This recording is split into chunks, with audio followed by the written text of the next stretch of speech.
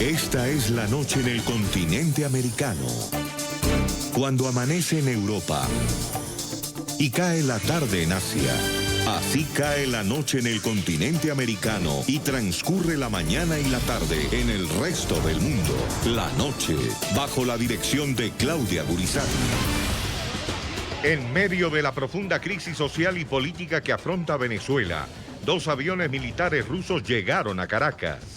El avión que trajo un personal, unos especialistas rusos que vinieron acá en el marco de los contratos y de los acuerdos que tiene Rusia y Venezuela. Mientras Rusia insiste en defender la presencia de las aeronaves y la misión militar, pese al rechazo de los países del Grupo de Lima y Estados Unidos, el presidente encargado de Venezuela, Juan Guaidó, anuncia la fase máxima de presión contra el régimen de Nicolás Maduro. Convocamos este sábado en todo el territorio nacional, a rechazar, a exigir el cese de la usurpación, a rechazar la falta de servicio público, que se fue la electricidad. No podemos quedarnos como actores pasivos. Al mismo tiempo, el presidente de Estados Unidos reitera su respaldo al gobierno interino de Venezuela al recibir en la Casa Blanca a Fabiana Rosales, esposa de Guaidó, y ratifica las advertencias a la dictadura chavista. Venezuela hoy está pasando por una crisis energética muy grave, donde hoy nuestros niños están muriendo porque no hay luz, porque no hay comida, porque se apagaron los hospitales y con ellos la vida de inocentes que están pagando las consecuencias de una terrible dictadura. Que quede claro, todas las opciones están abiertas. Todas las opciones están abiertas, sí. Hoy en el programa La Noche de NTN 24, el canal de las Américas, ¿qué hay detrás de la presencia de aviones de la Fuerza Aérea Rusa en Venezuela? ¿Qué busca el régimen de Nicolás Maduro con la misión de un centenar de militares rusos en el país bolivariano, en un momento de crucial importancia en la lucha del gobierno interino del presidente Juan Guaidó por recuperar la democracia? El análisis con nuestros panelistas invitados. El reconocido analista y experto en temas de seguridad, Néstor Rosanía, y el líder de oposición venezolano, Pedro Burelli. Comienza la noche, bajo la dirección de Claudia Gurizati. La noche, bajo la dirección de Claudia Gurizati, enciende las luces para que usted vea el punto clave de la noticia. A todos bienvenidos, soy Jason Calderón. Comenzamos. La noticia es la tensión que ha desatado el arribo de 2 aviones militares rusos a Caracas. El presidente de Estados Unidos, Donald Trump, en las últimas horas, instó a Rusia a retirarse de Venezuela en una clara alusión a la presencia de las aeronaves que llegaron con 100 militares del Kremlin. Por su parte, Rusia ha defendido la misión que, según su argumento, obedece a un convenio de cooperación técnico-militar con el régimen chavista. Para el gobierno interino, en cabeza del presidente Juan Guaidó, se trata de una violación a la Constitución. El punto clave de la noticia: la controvertida misión militar rusa en territorio venezolano tiene como telón de fondo varios hechos de gran significado político. El mandatario de Estados Unidos ha recibido en su despacho en la Casa Blanca a Fabiana Rosales, esposa del presidente encargado de Venezuela, Juan Guaidó. Junto a ella, Donald Trump reiteró que todas las opciones están abiertas frente a la crisis política de Venezuela. Desde Caracas, el presidente Guaidó convocó a nuevas marchas para el próximo sábado y anunció la activación de lo que ha denominado como la Operación Libertad, la fase de máxima presión a fin de lograr el cese de la usurpación del poder por parte de Nicolás Maduro.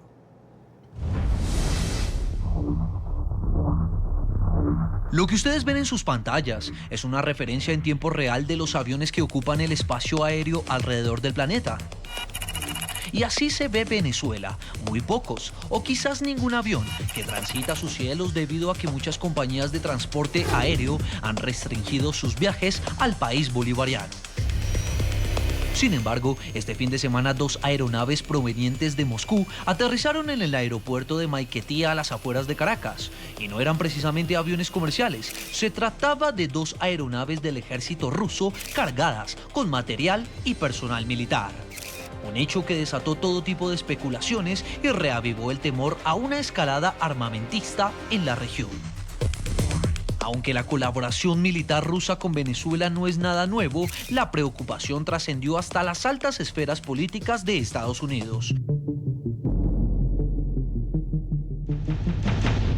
El secretario de Estado de la Unión Americana, Mike Pompeo, hizo contacto telefónico con el ministro de Relaciones Exteriores de Rusia, Sergei Lavrov, donde le expresó la molestia de la Unión Americana ante este hecho que, según aseguró, exacerba las tensiones en Venezuela.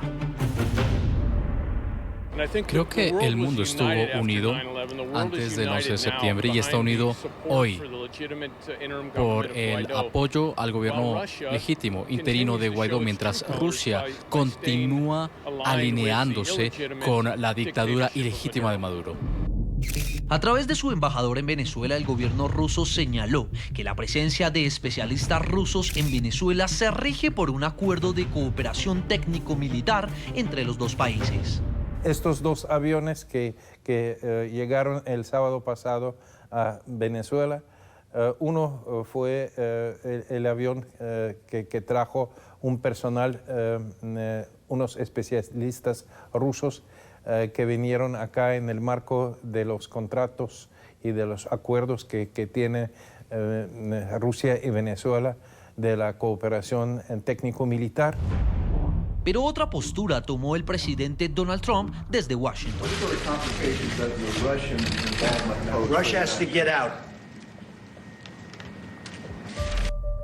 Desde Colombia, el canciller Carlos Holmes Trujillo aseguró que el tema es un riesgo para el pueblo y de especial preocupación para el país. En momentos en los que ese país atraviesa una grave crisis multidimensional que el régimen ilegítimo de Maduro se niega a afrontar, y ante la evidencia sistemática de que dicho régimen no duda en emplear la represión para perpetuarse. Los invitamos a participar en el programa a través de las cuentas de Twitter opinando con el hashtag Venezuela en crisis, respondiendo las siguientes preguntas. ¿Qué hay detrás de la presencia de aviones de la Fuerza Aérea Rusa en Venezuela? ¿Qué busca el régimen de Maduro con la misión de un centenar de militares rusos en el país bolivariano en un momento crucial de la lucha del gobierno interino del presidente Juan Guaidó por recuperar la democracia? Respóndanos, estaremos leyendo sus opiniones. Saludamos a esta hora a nuestros invitados en nuestro Centro Internacional NTN 24. Se encuentra con nosotros Néstor Rosanía, es el director del Centro de Estudios en Seguridad y Paz de Colombia, además analista y columnista. Señor Rosanía, qué gusto tenerlo. Jason, gracias a ti, a los compañeros de la mesa y a todos los televidentes. Tenemos contacto en Santiago de Chile con Guarequena Gutiérrez. Ella es representante diplomática de Venezuela en Chile. Fue asignada por el presidente interino Juan Guaidó. Bienvenida. Gracias, Jason. Gracias a todos los televidentes que nos están viendo esta hora. Y también nos acompaña desde Washington, D.C., Pedro Burelli, exintegrante del Comité Ejecutivo de PDVSA, Petróleos de Venezuela, empresario venezolano. Bienvenido, señor Burelli. Buenas noches, Jason. Comienzo con usted, señor Rosanía. En un momento como este, de tensión, de cerco diplomático al régimen de Nicolás Maduro, llegan estos dos aviones rusos a Caracas. El embajador de Rusia en Venezuela dice que eso no tiene nada de raro, que es un proceso rutinario de asesoría técnico-militar, mientras que muchos están hablando de una provocación a los Estados Unidos. ¿Usted qué piensa? Dos cosas para comenzar. Uno, un contexto. El contexto es que Venezuela hace parte de lo que se llama el bloque contrahegemónico. Son 5 grandes países que son ¿cuáles? Rusia, China, Irán, Corea del Norte y Venezuela. Y esos 5 grandes tienen una serie de países satélites que son, en el caso de Venezuela, los países del ALBA que los apoyan. Entonces, el bloque contrahegemónico, su función fundamental es apoyarse entre ellos y generarle un balance de poder a los Estados Unidos. Entonces, ese es el primer elemento. El segundo elemento. Para tumbar a un dictador hay 3 caminos, por la vía diplomática, por la vía económica o por la vía militar. En esos 3 caminos, Rusia es el que sostiene hoy a la dictadura de Nicolás Maduro. Por la vía diplomática lo que tenemos es que Rusia y China pertenecen al Consejo de Seguridad de Naciones Unidas y cada vez que llegue algún tipo de resolución al Consejo que realmente toma las decisiones, pues Rusia y China lo van a vetar y ahí queda trabado el camino diplomático. Por más que exista el Grupo de Lima, por más que se hagan esfuerzos, esto finalmente es en Naciones Unidas y ahí tienen un respaldo.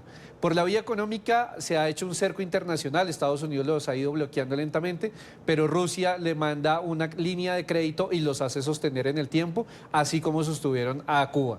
Y la tercera es por la vía militar. Entonces, ante una posible intervención por parte de los Estados Unidos, llegan 2 aviones, hay un tratado de cooperación militar y Rusia hace una permanencia, digamos, de disuasión frente a los Estados Unidos. Entonces, los 3 caminos están agotados porque la Rusia sabe exactamente que eso es lo que le genera un balance de poder. Para terminar esto en este primer bloque, es porque cuando la OTAN y los Estados Unidos hacen ejercicios militares cerca de la frontera rusa, la respuesta de los rusos fue traerle equipo militar con capacidad nuclear al Caribe latinoamericano cerca de las fronteras de Estados Unidos. Entonces, esto es un balance de poder entre 2 grandes que tiene países satélites como Venezuela y como Colombia. Embajadora Gutiérrez, ¿usted qué piensa? ¿Qué mensaje envía esta presencia de aeronaves rusas en Maiquetía? Bueno, el mensaje que envían es una vez más lo que tenemos años denunciando. Realmente la intervención es de los Castros en Venezuela, intervención de personas que apoyan a la dictadura, apoyan al régimen de Nicolás Maduro, personas que apoyan la violación de los derechos humanos y los derechos fundamentales de los venezolanos y lo que es la democracia en Venezuela, que es lo que puede estabilizar la región latinoamericana. Y el señor Burelli, en este momento, cuando se conoce ampliamente que ha habido compra de armamento de Venezuela a Rusia, ¿es justificable una asesoría que llegue el ministro de Defensa ruso acompañado de 100 militares a enseñar algo en este momento de manejo de equipos a los militares venezolanos? Bueno, lo primero que nada, que yo creo que este episodio está a propósito mal informado. Yo creo, primero, no vino el ministro de Defensa. Segundo, yo creo que la confusión a propósito la genera el Kremlin para jugar juegos psicológicos. Dice, si los Estados Unidos habla de que todas las opciones están sobre la mesa, nosotros vamos a jugar un juego psicológico también. La realidad detrás de todo esto es mucho menos complicado de lo que parece. Sí hay unos acuerdos de que se vendió una cantidad de armamento, tanques, helicópteros, aviones cazabombarderos y baterías misilísticas. Todas están en el peor estado operativo, absolutamente chatarra. Para empezar, no son buenos equipos en su mayoría, son muy difíciles de mantener y el gobierno de Venezuela no estaba pagando dentro de los contratos ningún dinero para que le dieran el servicio a estos equipos. No tiene dinero, de paso está moroso en otro tipo de deudas que tiene con Rusia y finalmente Agobiado decidió con el pago de oro poner al día ciertas de esas cuentas. Al ponerlas al día se reactivaron los procesos de mantenimiento que requerían estos equipos de hace bastante tiempo. Obviamente, si esta explicación sencilla se podría haber hecho, pero yo creo que al Kremlin le interesa crear la confusión que se está creando, dando la impresión de que hay un compromiso mucho mayor con Venezuela, que no lo hay. Si algo sabe Rusia perfectamente bien, es que a la distancia que queda Venezuela a Rusia no tienen ninguna capacidad de tener una operación militar. La operación que tuvieron en Siria era porque tenían una base en el Mediterráneo y podían mandar misiles atravesando el espacio aéreo de Irán y llegando a Siria. Si alguien sabe su debilidad militar para este tipo de operaciones, es Rusia. Rusia tiene solamente la capacidad disuasoria nuclear. Para eso no necesita estar cerca de Venezuela ni mandar aviones a Venezuela. Esa existe y los Estados Unidos la conocen. Yo creo que aquí hay un juego lamentable que está ocurriendo entre Rusia y Estados Unidos, donde Venezuela empieza a hacer daño colateral, donde empieza a haber el conflicto de una pequeña nueva guerra fría y nosotros, los venezolanos, estamos simplemente en la mitad de este juego. Ahora, señor Rosanía, ¿Rusia podría en algún momento entrar a defender militarmente a Venezuela? Yo personalmente creo que ni Estados Unidos ni Rusia entrarían con cuerpos de infantería a las calles de Caracas. Ese escenario no lo veríamos posible por una lógica que se llaman las guerras de quinta generación, ¿Que son qué? Esas guerras irregulares, asimétricas, que le ha costado tanto a los Estados Unidos. Estados Unidos es el ejército invencible en la guerra regular, pero le ha ido muy mal en la asimétrica o irregular. Ejemplo, en Irak 2003 tumban a Saddam Hussein en 2 meses, en 8 semanas, pero llevan 16 años en la guerra irregular o asimétrica y no han podido salir. Al ejército talibán lo derrotan en menos de un mes, pero llevan 18 años en la asimétrica.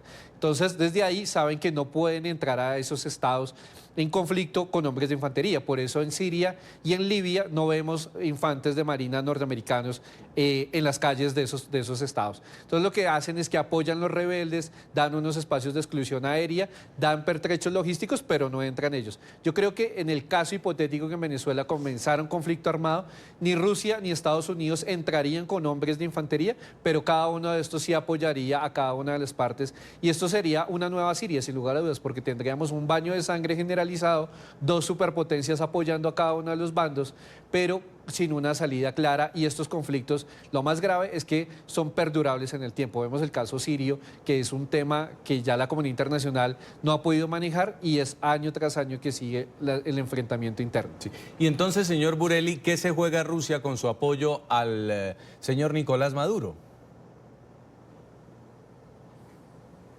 Es que yo creo que otra vez, nuevamente aquí hay una equivocación de percepción, porque Rusia es un país particularmente extraño y desconocido para la región y sobre todo la Federación Rusa. En el pasado se conoció la Unión Soviética, la Federación Rusa es un animal muy extraño para América Latina. Yo creo que hay muchas señales, clarísimas señales, de que hay muchísima molestia por parte de Rusia con respecto a Venezuela, porque está en mora con todos los acuerdos que tienen. Entonces, cuando hablan de que van a firmar más acuerdos, es toda una fachada. Sí, Maduro reestructuró la deuda en noviembre del 17, forzado por Rusia, y en noviembre del 18 lo llamaron para reclamarle que estaba nuevamente de mora con una deuda que se acaba de reestructurar. Lo que pasa es que yo no creo que Rusia está dispuesta a simplemente perder el espacio o no estar sentado en la mesa de cómo se resuelve el tema de Venezuela, porque ellos creen que con las inversiones que hizo Rosneft, la empresa petrolera, en Venezuela, eso les gana un puesto en la mesa. Ahora, si se lo van a ganar de esta forma, amenazando, yo creo que se van a encontrar con una sorpresa que es muy importante que la analicen bien, que es lo que le pasó a China la semana pasada, pensando que podía jugar un juego de no aceptar al representante de Guaidó en la Asamblea General del BID, de repente se encontró con 41 países que votaron a favor de no asistir y cancelar el Consejo, la Asamblea General, que es tal vez el desaire más grande que se le ha hecho a China. Si las Américas, más otros países que están en el directorio del BID, le hicieron eso a China, que es importante en América Latina, que tiene inversiones en muchísimos países en América Latina, y estuvieron dispuestos a hacer eso, yo creo que los rusos van a tener que medir mucho más la jugarreta que tienen con Venezuela, porque para la mayoría de América Latina, o casi toda América Latina, Rusia no importa para nada. Embajadora Gutiérrez, en un momento cuando la región ha respaldado al presidente interino Juan Guaidó y Venezuela parece quedarse aislado en el continente, este respaldo en cierta forma de Rusia al tener un contacto comercial, un contacto militar, al decir que va a hacer lo que sea necesario para respaldar al presidente que Rusia dice es legítimo, Nicolás Maduro, ¿significaría un espaldarazo al que se está aferrando el régimen? No, este no es un espaldarazo al régimen. Esto es un espaldarazo a la violación de los derechos humanos. Esto es un espaldarazo a la violación de los derechos fundamentales. Esto es un espaldarazo al apagón que se está viviendo en Venezuela en las últimas 2 semanas del 7 de marzo, cosa que nosotros veníamos denunciando desde hace 10 años. Esto, como lo está diciendo mi paisano que está hablando acá, Burelli, lo dijo. Rusia en algún momento de presentarse algo que nosotros estamos evitando por todas las vías, seguir manchando el suelo de Venezuela de sangre, se van a ir. Esto simplemente es querer aparentar internacionalmente que están apoyando al régimen de Nicolás Maduro, pero en la realidad no lo están haciendo. De hecho, lo vimos con China, al no reconocer a Ricardo Hassmann como el gobernador designado por el presidente Guaidó para el BID, pues se suspendió la cumbre que había, la reunión que había. Eso es lo que va a pasar internacionalmente, que a donde no se dé la vía democrática, a donde no se respalde al gobierno constitucional de Venezuela y a la Asamblea Nacional como único poder legítimamente y legitimado a nivel internacional, pues se van a caer todas las reuniones y se van a ir ahorcando y cada vez más va a quedar solo Nicolás Maduro con su combo, con sus personas que están atentando contra la población venezolana. En medio de esta polémica por los aviones militares rusos en Venezuela, nuestro corresponsal permanente en Caracas, Oliver Fernández, habló con el embajador de Rusia en Caracas, Vladimir Zaemsky. El diplomático negó que las aeronaves trajeran armamento. Según él, la misión que arribó, compuesta por un centenar de militares, tiene como fin brindar asesoría a militares venezolanos en el mantenimiento de los equipos adquiridos por Venezuela a Rusia en el pasado. Vamos a ver aparte de las declaraciones del embajador Zaemsky, ya conversamos. No es nada raro de que estén aquí unos aviones rusos. Bueno, en esta situación aún menos, porque estos dos aviones que llegaron el sábado pasado a Venezuela, uno fue el avión que trajo un personal, unos especialistas rusos que vinieron acá en el marco de los contratos y de los acuerdos que tiene Rusia y Venezuela de la cooperación técnico-militar. Y esta cooperación, como ustedes seguramente se acuerdan, empezó hace casi 12 años. ¿Qué vinieron a hacer específicamente?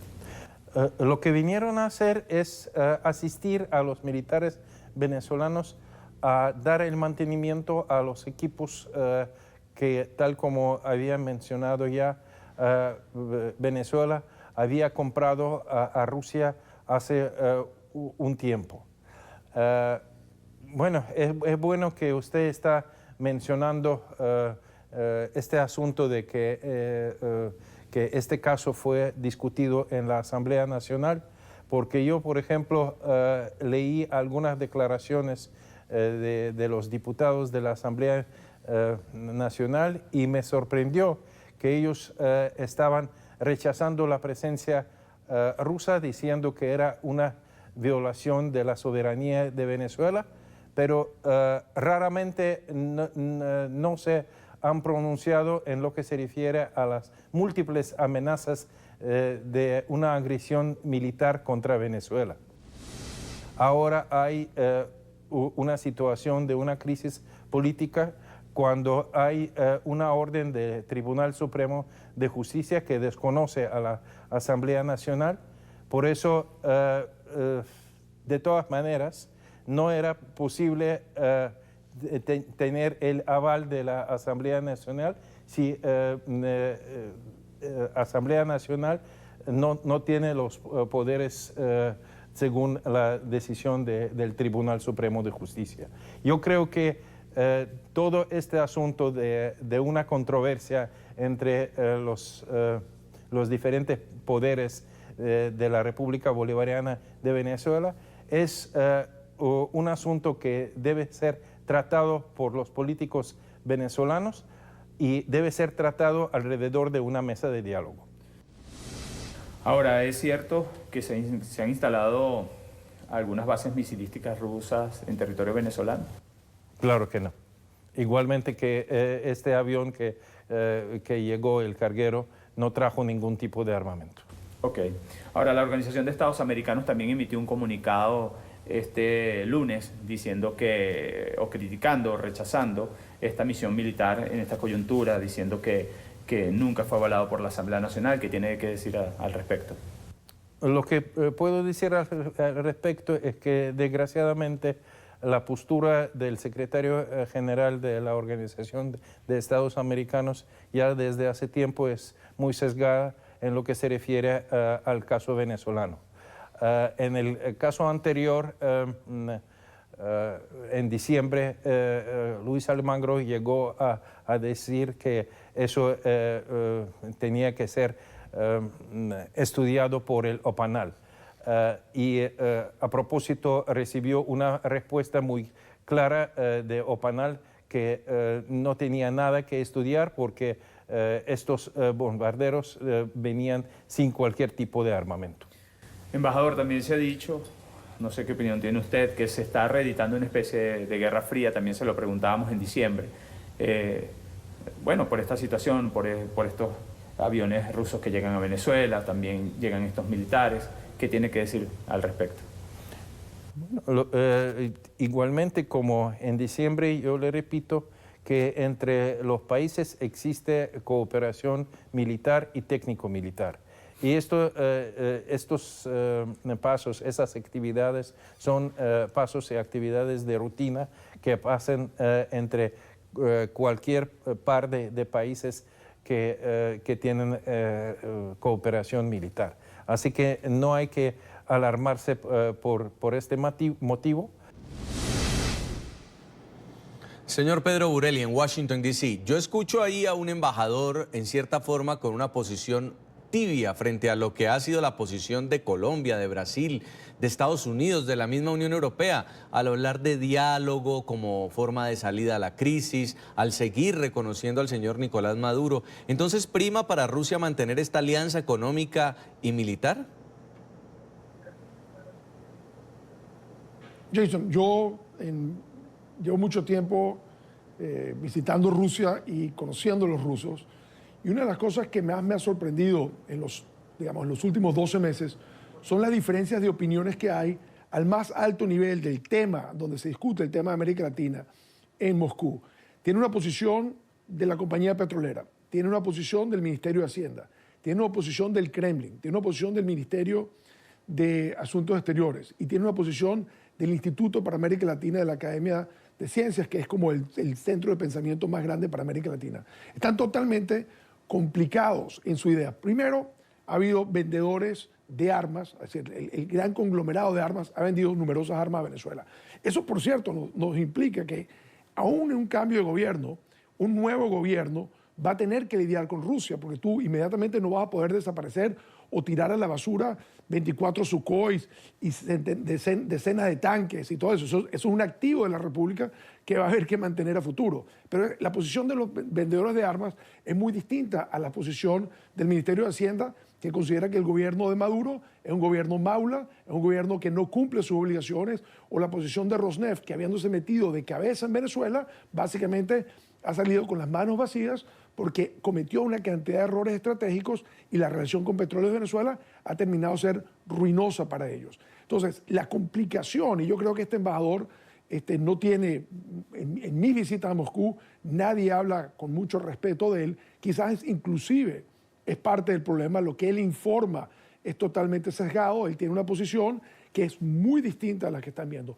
Dicho eso, yo sí creo que es importante entender que Rusia, dentro de su juego geoestratégico, geopolítico, no quiere perder cara en una solución muy manejada por los Estados Unidos o por Canadá, países que lo han sancionado, países con los que tienen conflictos mayores. Ahora, lo importante es que ellos entiendan que esto no es un conflicto con los Estados Unidos y Canadá, sino un conflicto con todas las Américas, que está tratando como conjunto de solucionar un problema que atañe en primerísima instancia a las Américas.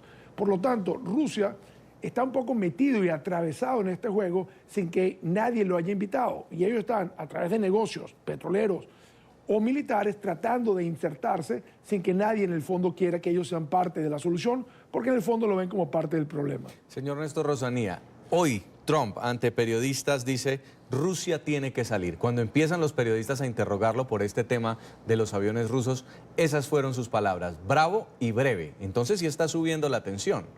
Creo que es parte de la estrategia, digamos, recordamos cuando Trump también le decía al presidente de Corea del Norte que iba a haber fuego, ira, y finalmente terminaron reunidos en una mesa negociando. Yo creo que hay que tener en cuenta un principio de las relaciones internacionales, y es que los estados no tienen amigos o enemigos, sino intereses. Eso es fundamental. Nadie está pensando realmente en el pueblo venezolano, digamos, cuando uno escucha el discurso de la situación grave de los venezolanos, de los migrantes, de lo que está sucediendo, a Estados Unidos no le interesa eso de fondo, realmente tiene unos intereses geopolíticos en los recursos estratégicos de Venezuela, y Rusia exactamente igual. Los rusos están ahí no pensando en un tema de la población venezolana, están pensando en el petróleo, en toda la posición geopolítica y en sus propios intereses. Entonces, por una parte, a estos grandes estados hay que verlos bajo una lógica de intereses, no van más allá. Y lo segundo, yo creo que la alianza entre Vladimir Putin y Maduro sí está consolidada. ¿En qué sentido? En que hacen parte de ese bloque contrahegemónico y como lo decía el doctor desde Washington, hay una cantidad de mercaderes de armamento que son los que están ganando mucho dinero. Es que las cifras que da el CIPRI, que es la organización noruega sobre temas de armas a nivel mundial, habla que la cooperación ya ha pasado los 7.000 millones de dólares. O sea, en inversión de todos estos equipos y en el mantenimiento y el tren logístico de los mismos. O sea que aquí hay unos grandes empresarios del armamento, del sector petrolero, que están haciendo negocios y eso es lo que los estados finalmente están evaluando. Y mientras Maduro siga ahí, estos mercaderes van a seguir, digamos, fortaleciendo sus negocios y por eso lo siguen apoyando. Es un tema de interés económico y de interés geopolítico.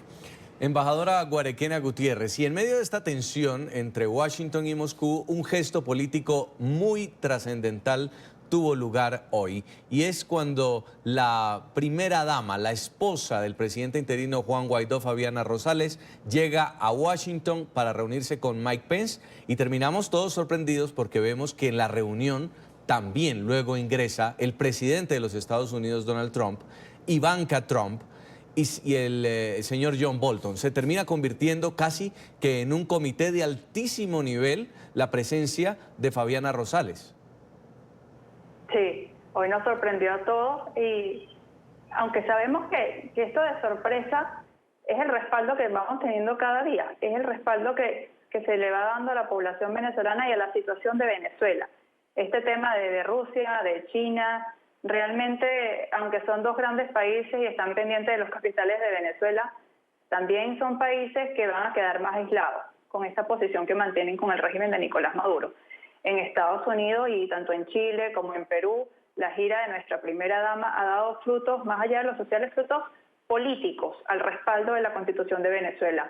Hoy también nuestro presidente encargado, Juan Guaidó, nuestro presidente constitucional, además, dio desde Caracas el inicio de la Operación Libertad y mañana vamos a dar, en Venezuela se van a dar los comités de ayuda y libertad, de cómo se va a dar el cese a la usurpación, a pesar de que internacionalmente se quiera hacer creer que Nicolás Maduro y que el régimen y que todas estas personas a través de Rusia, de China, tienen un soporte, un apoyo, pues realmente, como lo dijo hace rato mi paisano, y repito y suscribo cada una de sus palabras, de Burelli, Pedro Mario Burelli, realmente nos vamos a quedar sorprendidos del desenlace en Venezuela.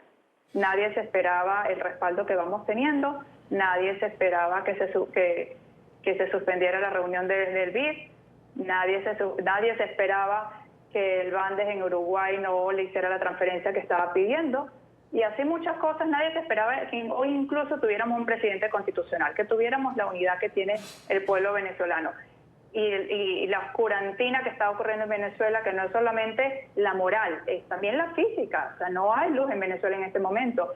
Desde el 7 de marzo para acá, insisto con el tema del apagón, porque el tema del apagón es un apagón moral, un apagón físico, un apagón de la democracia, y vemos cómo cada día los venezolanos están más esperanzados en volver a casa, en volver a reconstruir, y ese es nuestro principal mensaje, de que sí se puede, de que los buenos somos más y que vamos a reconstruir Venezuela, vamos a volver. Y realmente nadie se esperaba lo que está sucediendo en Venezuela. Cada vez está más aislado. Esto que se quiere hacer ver internacionalmente de que tiene apoyo, pues cada día está más solo y económicamente sin liquidez. Así que la política exterior de petrodólares que se venía haciendo ya no la van a poder seguir haciendo. Sobre esto vamos a conversar al regreso de la pausa. Quiero agradecerle mucho a Guarequena Gutiérrez por su tiempo. Es la representante diplomática designada por Juan Guaidó para la República de Chile. Muy amable por haber estado con nosotros. Muchas gracias, Jason. Me tengo que retirar.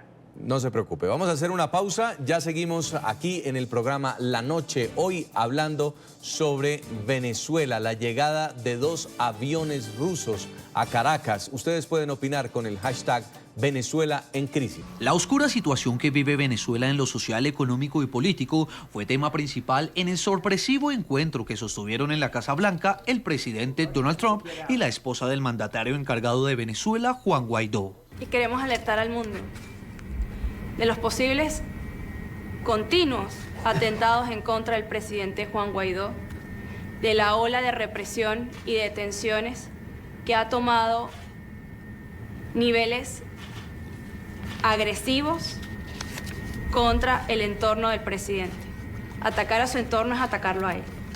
Esta joven primera dama se ha convertido en una de las voces de la transición democrática de Venezuela en el exterior y a Trump le denunció las condiciones en las que viven los venezolanos y la imperante crisis que se agrava con el paso de los días, sobre todo cuando su esposo fue víctima de un atentado. Hoy temo por la vida de mi esposo. Ayer se cometió un atentado contra su vida. Fue secuestrado su jefe de gabinete, Roberto Marrero, de la manera más violenta y vil, haciendo de este un ataque directo al presidente Juan Guaidó. La reunión se dio a puerta cerrada, pero ante la prensa quien respondió las preguntas de los periodistas fue el mandatario de la Unión Americana. Esto dijo a nuestra periodista Carolina Valladares sobre una eventual acción militar estadounidense en Venezuela. Estamos ejerciendo una gran presión justo ahora. Ellos no tienen dinero, no tienen petróleo, no tienen nada. Estamos ejerciendo una gran presión ahora. Incluso ahora no tienen electricidad. Y aparte de la opción militar, creo que es la presión más grande que estamos ejerciendo ahora. Hay mucha gente que está muriendo de hambre. Ellos no han recibido la ayuda, Maduro no ha recibido la ayuda.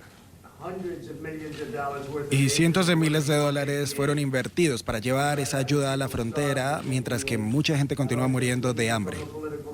No se trata de un asunto político, sino de una dictadura. Eso es lo que sucede allá.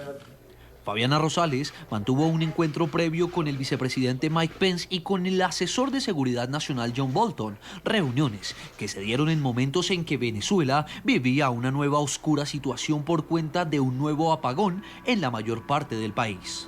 Nos están matando de hambre porque al no haber luz no hay bancos, no hay internet, no hay nada. O sea, la gente caminando, la gente como unas momias. Este miércoles Juan Guaidó afirmó que lo que busca el régimen es que los venezolanos se acostumbren a vivir en la penumbra y pidió a los ciudadanos salir a las calles a exigir sus derechos. Todos estamos bien molestos por la electricidad, ¿cierto? Bueno, convocamos este sábado en todo el territorio nacional, a rechazar, a exigir el cese de la usurpación, a rechazar la falta de servicio público, que se fue la electricidad. No podemos quedarnos como actores pasivos.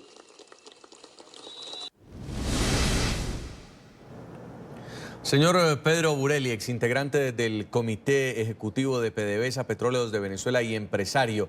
En este momento Venezuela sigue a oscuras, gran parte de las comunicaciones no funcionan, el transporte público, la gente no tiene internet, no tiene cómo cargar sus celulares y esto sumado ya a la escasez de alimentos, a la crisis de medicamentos. ¿Hasta cuándo? Tenemos entonces al presidente interino haciendo un nuevo llamado a marchar, diciendo que es el momento definitivo, la Operación Libertad. ¿Qué viene en las próximas horas? Bueno, yo creo que el descenso de Venezuela hacia, como decía alguien, el oscurantismo, ya está bastante consolidado y lo que sabemos con certeza es que el gobierno de Maduro, el régimen, ni le interesa solucionar los problemas, ni sabe cómo solucionarlos, ni tiene cómo solucionarlos. Por lo tanto, la continuidad de este gobierno, esta dualidad, da como seguridad que muchísima gente va a sufrir en Venezuela. Ningún problema se puede solucionar si simplemente no hay la voluntad de solucionar los problemas. Entonces, es difícil predecir lo que puede ocurrir hacia adelante, pero fundamentalmente lo que se puede dilucidar es que estamos frente a un desgobierno y a un gobierno nuevo, legítimo, constitucional, que va a tener que asumir una situación terrible en el país. Yo creo que lo más importante para los venezolanos y para el mundo es tener las expectativas correctas. El solo cambio de gobierno no va a solucionar los problemas que se han acumulado en 20 años de corrupción, ineptitud, malandraje, que es lo que básicamente puedo decir. Esto es un ente criminal que no le ha interesado al chavismo hacer nada por el país. Mientras tenía plata, repartía, mientras repartía dinero, tapaba problemas, mientras tapaba problemas y repartía dinero, robaba una cuota bastante grande de ese dinero. Hoy se acabó el dinero y no quedó nada. Ese es el gran reto. A mí no me importa tanto qué va a pasar mañana, a mí me importa qué pasa pasado mañana. Me importa mucho que en un cambio de salir Maduro, que es una cosa cierta, incierta en el momento, pero la certeza es que va a salir, la realidad del país va a ser terrible. Y yo creo que los venezolanos vamos a seguir pagando por mucho tiempo estos 20 años de chavismo. Sí. Vamos a hacer un contacto telefónico en este momento en Caracas, Venezuela, con Winston Cabas. Él es el presidente de la Asociación Venezolana de Ingeniería Eléctrica, Mecánica y Afines del Colegio de Ingenieros de Venezuela. Con lo poco que le queda de batería de su teléfono celular, estamos tratando de hacer un contacto para ver cuál es la situación. Hoy, otra noche en oscuras en Venezuela. Señor Néstor Rosanía, la crisis sigue palpable. Le pueden estar echando la culpa a un ataque del imperio, le pueden estar echando la culpa a la caída de un relámpago, a que una iguana se atraviesa en el sistema eléctrico, pero realmente es que nada funciona en Venezuela. Venezuela hoy, y es acertado decirlo, es la nueva Cuba de América Latina. O sea, un país que se está quedando aislado, es un país que pierde cada vez, digamos, espacios en el sistema internacional. Ahorita, digamos, el ejercicio de Guaidó es intentar reconectar al país, pero en términos generales Venezuela está quedando postrada en el pasado y está postrada es porque hay dos grandes que están jugando geopolítica encima de ella, que es Estados Unidos y Rusia. Lo mismo está pasando en Siria. Los sirios, cuando uno empieza a hacer los análisis y monitoreos de medios en Medio Oriente, encuentra que los sirios están viviendo lo mismo. El pueblo sirio, hay una gran diáspora a nivel internacional, los sirios refugiados en varias partes del mundo. Y lo que hablan es que el problema no va a solucionarse porque realmente hay un pulso de poder entre Estados Unidos y Rusia. Allá se llama Bashar al-Assad, acá se llama Maduro. Pero están en el mismo escenario, bloqueados, sostenidos, y va quedando una burbuja en el tiempo. Y la población finalmente es la más afectada acá. Y usted hablaba de varias hipótesis sobre cómo hacer frente a una dictadura. En este caso, cuando se esperaba que posiblemente un líder que estaba haciendo oposición al régimen como Juan Guaidó entrara y posiblemente lo detuvieran y no ocurre, empieza él a hacer casi una especie de campaña política dentro de Venezuela, pero todavía de parte del régimen de Maduro no hay ninguna intención de abandonar el Palacio de Miraflores. ¿Qué es lo que pasa con los dictadores? Y haciendo, digamos, una traza en el tiempo, los dictadores tienen una característica especial. Cuando ya están montados encima de ese caballo tan pesado, no se pueden bajar. No se pueden bajar porque saben que tienen dos destinos seguros, o la muerte o la cárcel. Entonces se van y se inmolan casi con el poder. No hay un modelo casi que de transición democrática. Lo veíamos en América Latina con los dictadores de la dictadura militar argentina y demás. La salida de esta gente finalmente era en medio de baños de sangre. Entonces estos dictadores llegan a un punto de una cuadra que no tiene un retorno y eso hace que la salida de ellos sea muy difícil y muy compleja. Entonces no vemos, además hay una cosa que también nos afecta en América Latina, se ha visto el Estado como si fuera un bien personal de los dictadores o de los caudillos latinoamericanos. Entonces cambian la Constitución y empiezan a hacer una serie de cambios personalistas y no entienden que el Estado es un modelo de todos los ciudadanos y no de un partido político en especial. Adoptan a los militares, les dan una serie de beneficios a los militares para que les sean leales y finalmente lo que hacen es generar toda una dictadura a su alrededor, personalista además. Seguimos en el programa La Noche conversando con Pedro Burelli, exintegrante del Comité Ejecutivo de PDVSA, con las medidas económicas, las sanciones que se están tomando también migratorias contra los cercanos a Nicolás Maduro.